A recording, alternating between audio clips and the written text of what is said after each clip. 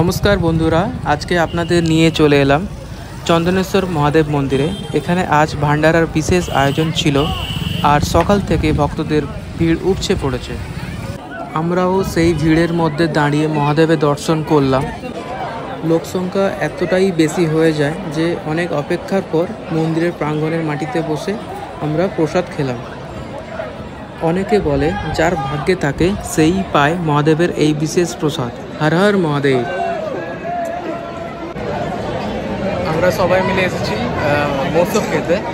তো আমাদের সাথে দেখুন সবাই এখানে বসে আছে। সবাই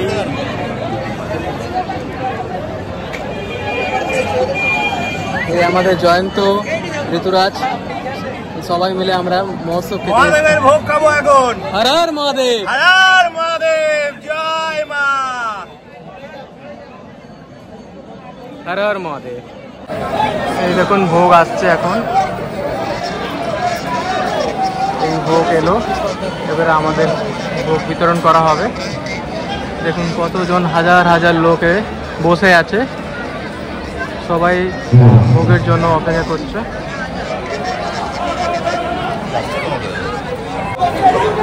মহাদেবের ভোগ ঢুকছে, দেখুন ভোগ নিয়ে যাচ্ছে।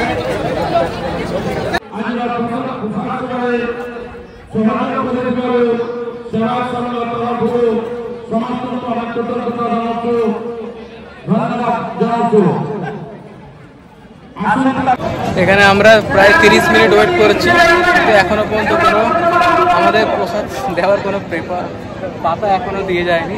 দেখা যাক কখন দিয়ে যায়। ফাইনালি এখন পাতা দেওয়া হচ্ছে।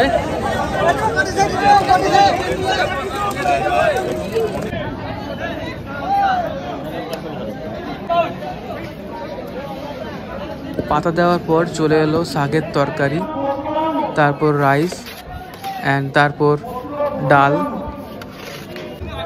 এতটাই খিদে পেয়ে গেছিল, অল্প রাইস, ডাল আর শাকের তরকারি আর কুমড়োর ঘন্ট একসাথে মিক্স করে সোজা মুখে পুরে দিলাম।